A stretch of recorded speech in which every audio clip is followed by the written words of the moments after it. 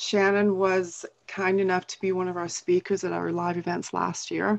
So Shannon is a corporate cultural strategist, and the topic of her presentation last year was how to have tough conversations. It was a very popular topic. We got a lot of great feedback from it. I actually had the manager of the event space we were in when we were there for the following event. She kind of pulled me aside and said, I was eavesdropping when Shannon was speaking last week, and I actually used some of what she suggested, and it helped me because I had to have a really tough conversation the following day with one of my employees. So she said to me, can you please make sure, like, thank her and let her know? I'm like, absolutely. And then I emailed Shannon straight away. So great content. So thank you, Shannon, for being with us today. My pleasure. Thanks for having me. So tell us a little bit about what you do, why you love to do it. Oh, I know that's a big question. it's a big question. I'll start with why I love to do it. Corporate cultural strategist is a very broad and vague title, I guess. Really, what it comes from is really loving to help people get out of a place of struggle. And the reason it came about for me is because I've been that person. I think everybody can relate to being that person. And when it comes to business, it's really hard to work in an environment where you don't feel appreciated or you don't understand where you fit or why you're doing the things that you're doing. And really bridging that gap is where this work started for me, to recognize that there is a gap quite often, and helping people, and by people I mean all levels within an organization, but where I really get drawn to is the employees, and helping them to really connect to the company that they're working for and understand that what they're doing serves a greater purpose than what they may see in any given moment, and help them see the bigger picture and that they're an important part of that. So what's the difference between what you do and the traditional HR role? Mm. I come up against that quite often when I am introduced or get introduced to someone. A lot of times the response is, "Oh, so you're HR," and I do consider it to be a compliment, but I'm not HR. I work quite closely with HR departments, but HR, traditionally is much more the governance side of business. So they have a very, very big and important job to do when it comes to managing the people within an organization, and whether it be benefits or whether it be compensation plans. There's a lot to dive into in an HR role. Mine is it's very much a silo. The role that I play is to really support HR departments.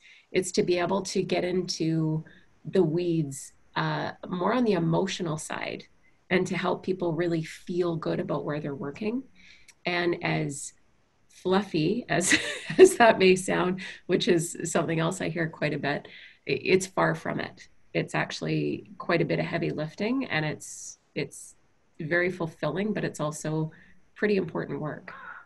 So I would imagine as well when you go into companies where there are challenges, as you speak to employees, I'm imagining you'd be like a liaison between HR and what their needs are, because I think, and every company is different, obviously, but I think sometimes as an employee, certainly in a big corporation, sometimes you might have the feeling, HR, they're so busy with their agenda and they're doing benefits and education, everything else, and they're really there to protect upper management and keep the shareholders happy. So Mhm. how do you bring a valid concern to HR, being mindful that maybe they don't have your best interests at heart? Does that make sense? So you might help them communicate with HR so it Mhm. becomes a win-win. That's a really good point. A lot of times when I'm speaking with employees that aren't happy, and maybe they don't feel that anybody cares. That's quite often the case. I do my best to help an employee understand that department heads principals within an organization, they have a lot of responsibility, and it goes beyond any given situation that an employee might be upset about or concerned about. So, for example, when I hear somebody say, "Well, they don't care," they don't care. They just care about numbers. They care about their own agenda and that type of conversation. When it gets into that tone, it's really important to help a person understand that the overarching theme is, as you described it, Pascale. There's a responsibility, there's a fiduciary duty, there's compliance matters that all have to be considered. And although an employee, they may not have direct contact to that information, so they may not realize it. And the person that's in the role, whether it be HR manager or director of people and culture, sometimes the message from them gets lost because an employee is already in a mindset. They're in a space where they already have their decision made that the person doesn't actually care. So sometimes having a arm's length person or somebody from the outside, so to speak, like myself, coming in and having that conversation, it's just a different voice. It's not that it hasn't been said, or there hasn't been an attempt made to bridge that gap, but sometimes having somebody else from outside the organization present it, all of a sudden things open up. Well, then you also come across as not really being biased, I would imagine, right? So you're helping HR, but you're also helping the employee and being that great bridge. So, yeah. Yeah, exactly. So the topic of culture, that can mean different things to different people. So what does it mean to you?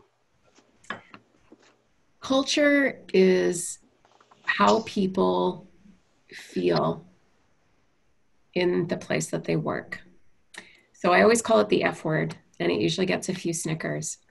But if anybody can relate to that traditionalist mindset where you don't you don't go to work to feel things, you don't go to work to make friends, you don't go to, like, all of those old school way of thinking, um, it's it really creates a barrier to actually being able to recognize how you feel in a given moment. And how you feel is extremely important at work.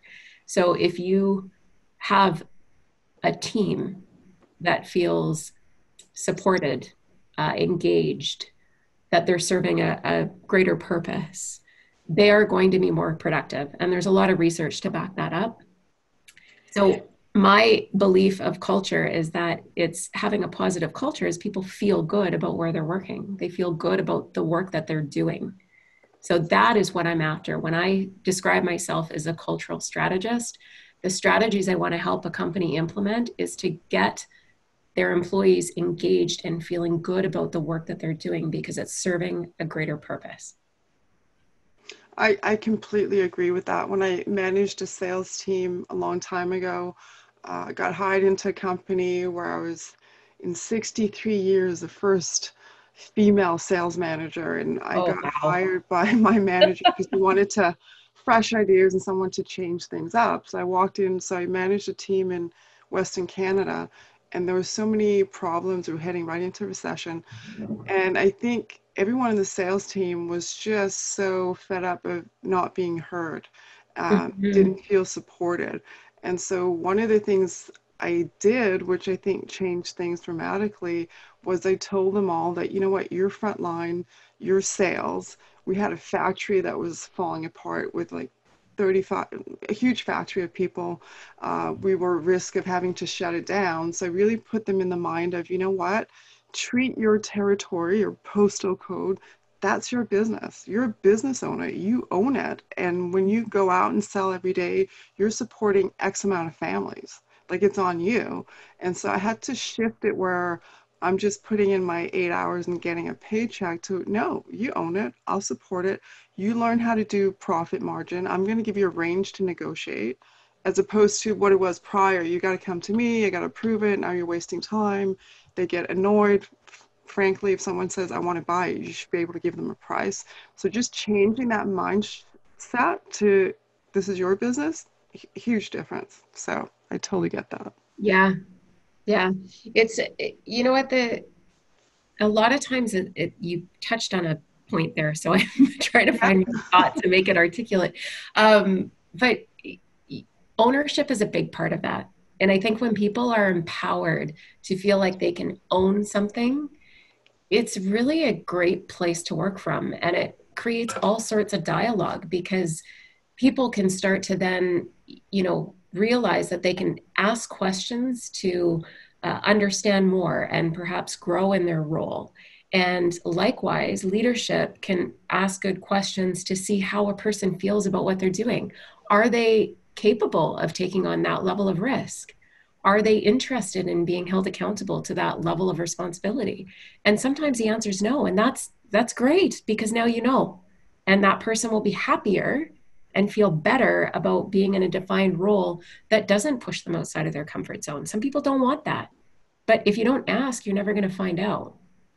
Well, I find that often leadership, they're scared to ask the question. They either don't know what questions to ask, or Mm-hmm. they're scared to ask the questions because they don't know how to handle the answers. But there's so much power in questions. And that's a lot of the reading I do or the talks that I watch. Most of the most consistent thing I hear is leadership requires great questions. You have to ask, and it's like Stephen Covey said, seek first to understand, then to be understood. Yeah. And that's really, going back to that tough talk presentation that I gave to the how to group. That's one of the things I focus on when I'm having to have a tough conversation with a team or an individual. I always ask a ton of questions. And a lot of times it just creates a conversation. It's not a scripted, rehearsed event. It's I just truly want to understand. And most of the time, somebody comes up with something, and another person in the group had no idea that that was going on for that individual. And instead of finding out about a difficulty or a challenge that was contributing to a sense of conflict or just lack of understanding, it creates context so that there's opportunity to adjust or pivot to get a better outcome for everybody. Yeah. No, I agree. I when I managed my sales team, I had one salesperson, very good. The numbers was there, a bit of a lone wolf. And as I was getting to know him, I just felt he was very resistant. So, I'm trying to find out, wow, I had to get the team to trust me, and I had to do that fairly fast. And so he was always very resistant, short answers. And so then I asked him, like, tell me, what are your ambitions in the company? Like, if you tell me where you want to go, I'll help you get there. But, Mm-hmm. that's one of my promises to you. And then, his walls came down. He actually said to me, well, I'm actually ticked off because I applied for your job. I've been here so long, I didn't get it. I want to be a manager, and I know, frankly, more than you do. I have more experience in this industry. And so I said to him, you know Wow. what? Thanks for sharing that, and I'll help you get there. But that means you do have to show up to sales meetings. You can't just sit there and be ticked off and not, when I do a roundtable, you got to participate. I have to see you supporting everyone else on the team and acting like a manager, Mm-hmm. because then I will recommend you when I leave, but then I can, gradually tell upper management what a great job you're doing. It has to be visible somewhere. You got to help me help you. Yeah. And he did. Suddenly he participated, he helped, he was helping salespeople on the East Coast, West Coast. And then when I wasn't there, if I was on vacation, I gave him a lot of power. I'm like, you know what? Everybody talk to, I'm not going to say his name, Mm-hmm. and he has my approval to do X, Y, and Z. And so that changed everything. Yeah. It's like one question. Yeah. So, Yeah, it's amazing. And even in a state where I've had a situation where an employee was extremely volatile and lashing out quite aggressively. And it was I did actually share that story at that presentation that I gave last year, or I guess it was last year. last year, Um, yeah. and, one of the things I had to ask was, what's going on? Help me understand why. Really, what I was getting to is, why would a person think that it's okay to do that in a place of business? Yeah. And that was my internal dialogue. But what came out of my mouth to the person was, what's going on? Like, why are you doing this? And if you, I think this was the part that taught me the most was when I finally, the person did not, was not interested in getting into a conversation about it, did not trust me, did not like me being there, did not like me challenging her. Mm. So I had a ton of resistance. And I said, if you don't want to tell me, I can't do anything about that. So that's up to you, but you will guarantee that I won't be able to help you. But if you give me a chance, there might be something I can do to support you so that you don't feel it necessary to lash out at everybody because that won't have a happy ending. Yeah. And there was something in her eyes that shifted. And it wasn't a tactic. It wasn't anything I had ever said to another human being before. So it wasn't rehearsed, but it was truly just wow, you must be in a really bad place if you think that that's going to be an okay thing to do. Can you share that story? I can. It was, and just before I get into it, I actually met the person after I had left working with this company and asked her permission because it's a deeply personal story. And I really wanted to, I didn't feel good about sharing it without her knowledge or permission to do so. So this was an environment that was pretty pretty rough around the edges, I would say. And she was lashing out at other coworkers, and there was a lot of conflict going on. By the time I heard about it, I, you know, I say it with a little bit of disappointment in myself because I really didn't know enough information, and I learned a lot through that process. But I instantly was like, "That's it. That's it. I'm going to give her one more shot. I'm going to give her a last chance agreement." I organized things with the union. I cleared myself with the company that had hired me to come in, and just got all my ducks in a row. And then I called her off the floor to come and see me. And in the time that it took for her to leave the production floor to get upstairs to the offices, um, somebody popped by my office, and I still to this day can't remember who it was, but they said, she's just never been the same since last year. And I said, "Oh, what happened last year?" And the person said, "Oh, her son died." Quite surprisingly, I didn't know that. And I was shocked because I thought that that was something that I should know as somebody that was there to contribute to the culture. And I said, "Thanks for letting me know." And all of a sudden, the person was standing in the doorway of my office. Um, I instantly was uncomfortable with the path I was going to take, which was going to be a very stern conversation of, "This has been happening. It's not the first time, but it has to be the last time. And if it isn't the last time, it will likely cost you your job." Sorry to interrupt, but what was she doing, just so that people have Yeah. some context? What was the behavior that was unacceptable? Yeah, I was saying I call it lashing out. So essentially something would happen, and instead of, correcting it in a professional manner, she was swearing at people and being very abrasive. I won't repeat what was said, but it was, telling somebody where to go and how to get there. Right. I guess is a Okay, we get it. fair way to say it. Yeah. And that was part of the code of conduct in this organization, was that, in a production environment, swearing happens. And I get it. I'm not naive. I'm not delicate in that respect, but I drew the line at swearing at each other or name calling. I wanted to keep some amount of professionalism. And so this crossed that line. And that was really something that I wanted to get a handle on. And so it had happened more than once with this person. And in that moment, when the person was standing in my doorway and I'm looking at her with now knowledge that she's gone through a horrible event in her life. And when she came into the office, I shut the office off, closed the blinds, shut the door, and sat with her. And that's when I said, "What's going on?" Because I'm getting this feedback, and there was so much resistance there. there was a lot of blaming that came out, and there was, well, this person did that, and maybe they're doing it too. And, there was just instant resistance. And there was no trust, absolutely no trust. So I had to overcome a lot in a very short period of time. And just to kind of fast track it, we did finally get to the story. And she told me what had happened to her son. And it wasn't just that he died, he was actually killed. He was stabbed and really died a horrible death alone.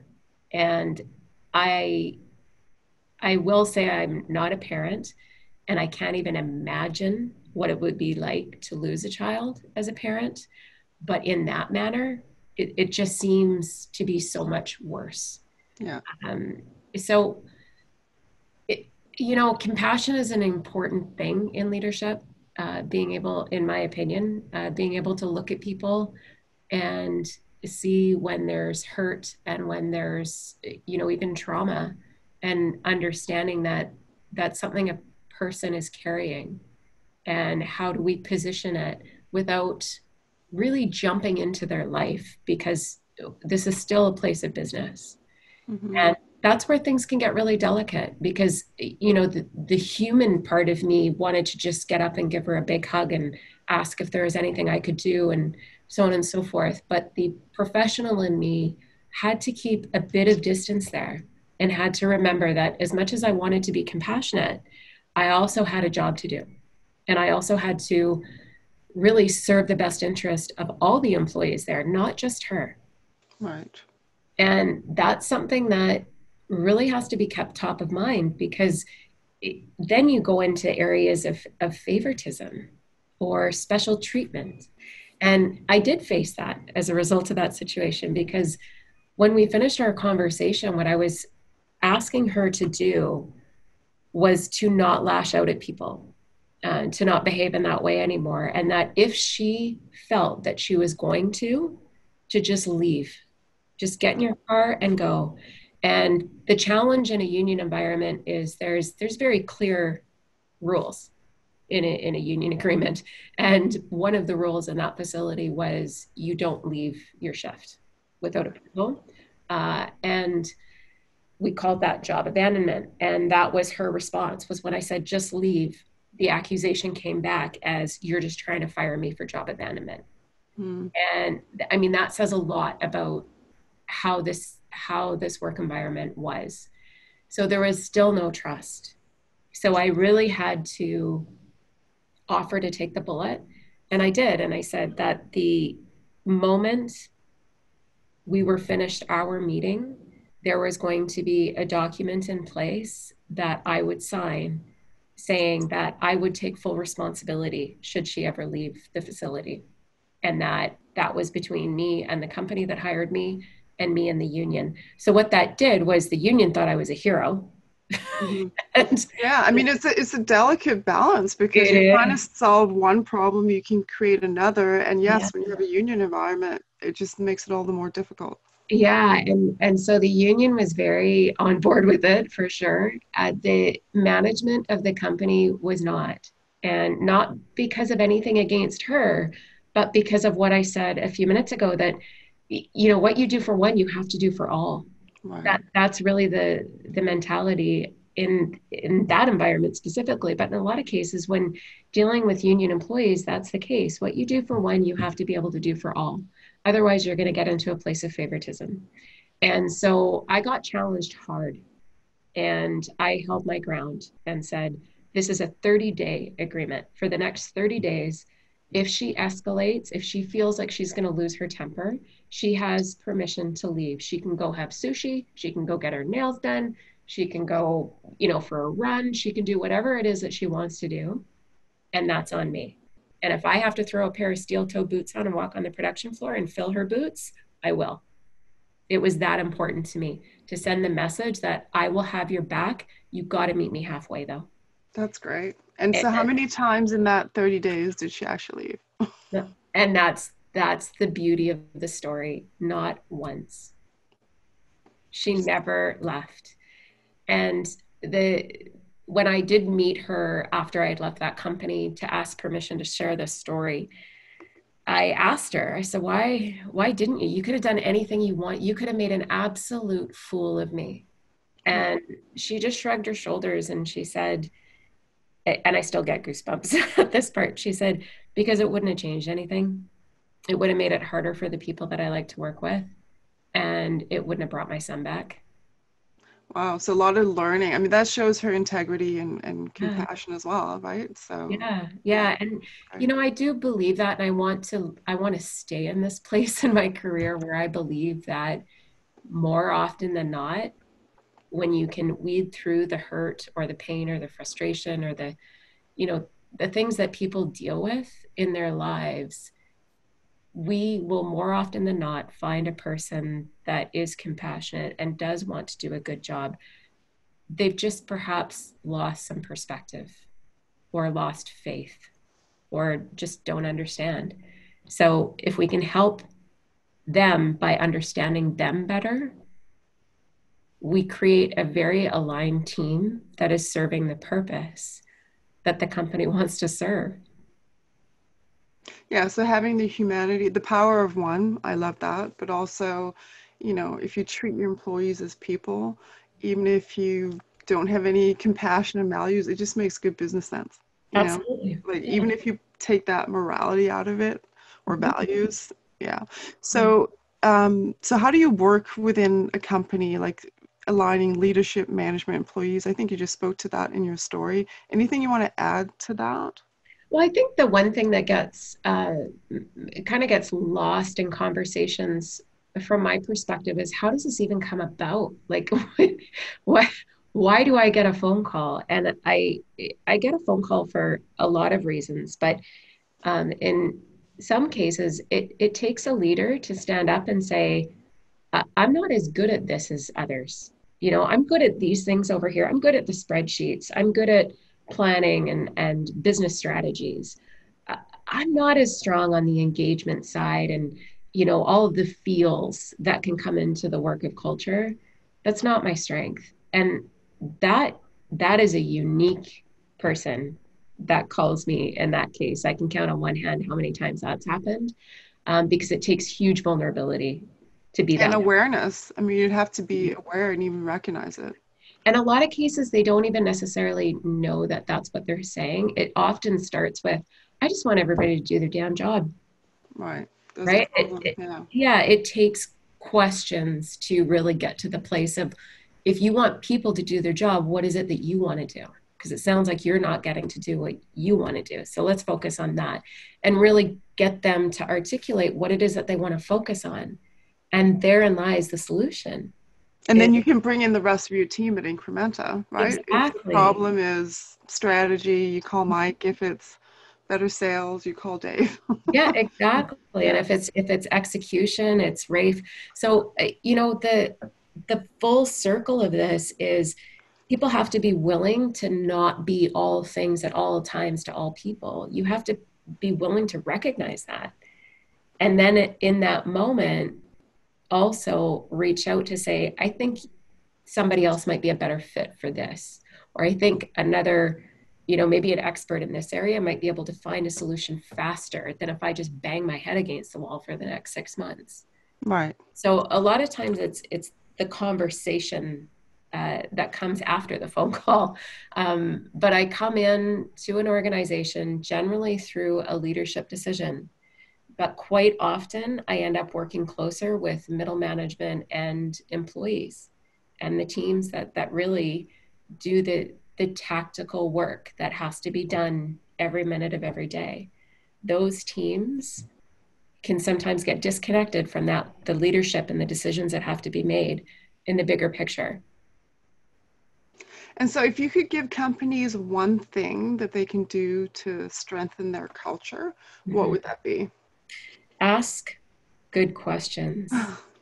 And really, when I say good questions, there isn't necessarily bad questions. I don't mean to say it that way, but the good questions I'm after is things around how people feel about where they work and asking them what they would like to see change or different? And sometimes that's hard for people to answer. So maybe bring in an assessment tool, bring in some psychographic testing, um, like doing a disc profile or assessing the team and seeing how effective are they working as a team, not to show any one person's lack of performance. When I do assessments, they're completely anonymous. I am the only person ever that sees the results. I don't share them with leadership. I share the average results with leadership. Right. So I consolidate the findings and I create, a presentation based on the average, not this person answered this question that way.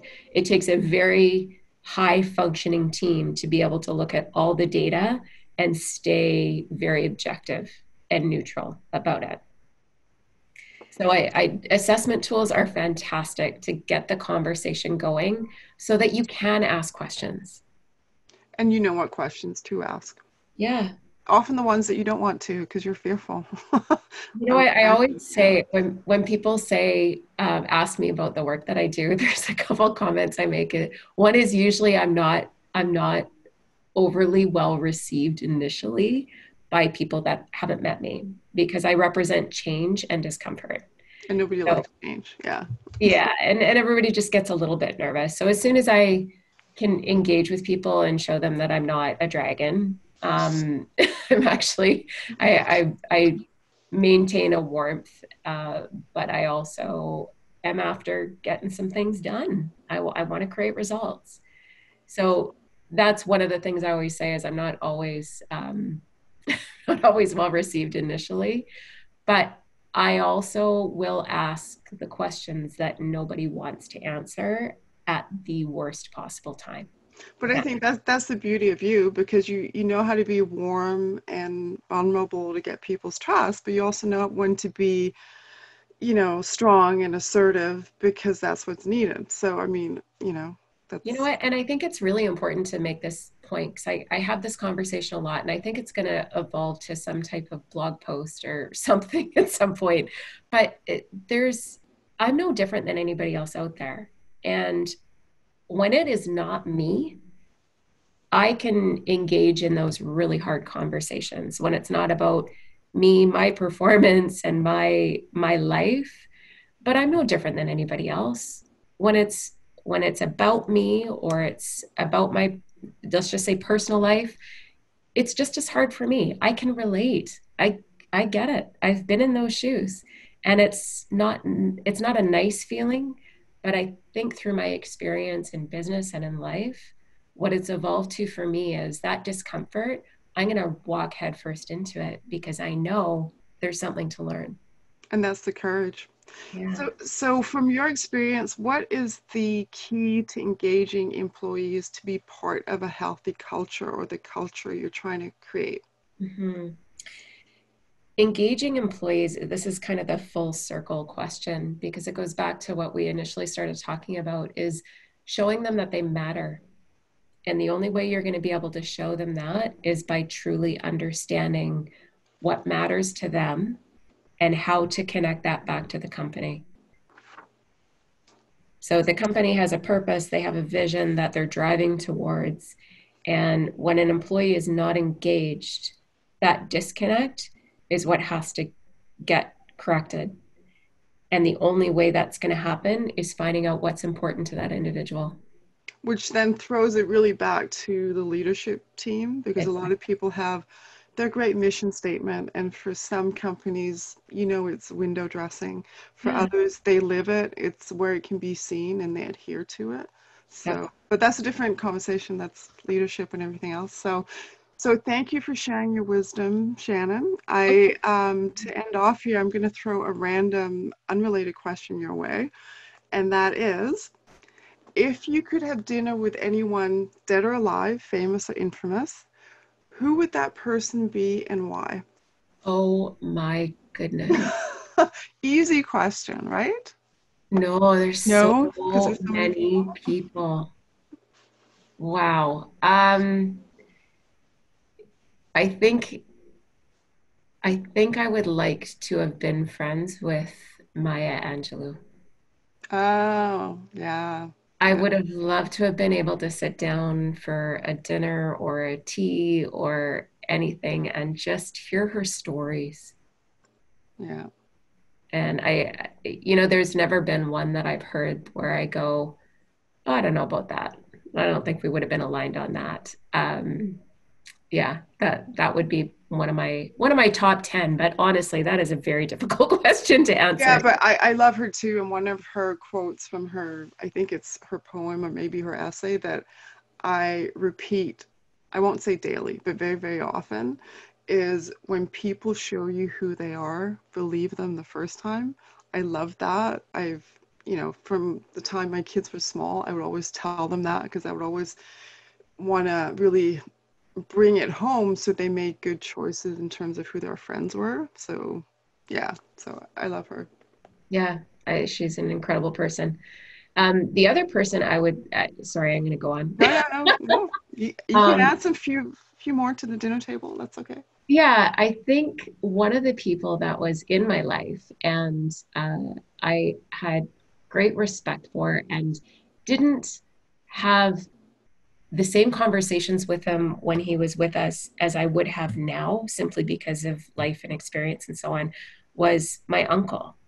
And he actually was one of the engineers that built our SkyTrain system and Oh, the West Coast Express. He built transit systems all over the world. And he, yeah, he was an incredible human being, but wise. And he was one person, and I will never forget. He was sick, and we were just talking about life in general. And he looked at me one day at the kitchen table in his home, and I don't remember why he said it, but he just said, "Whenever you're given an opportunity to speak to people, just say yes and figure it out later." oh, wow. And I've never forgotten that. And like I say, I don't know why he said it. And in the moment, I was kind of, a shoulder shrug, like, well, okay. Yeah, Yet every time I speak, like when I spoke to the How To group and when I give any presentation, I kind of feel him with me and urging me along, like share the message. that's great. That's Yeah. beautiful. And I wish I could have dinner with him again because I would have so many questions. Right. But he was just a very gentle, kind soul that did amazing work in the world. Oh, that's fantastic. Well, thank you so much, Shannon. We appreciate you sharing your wisdom with us today.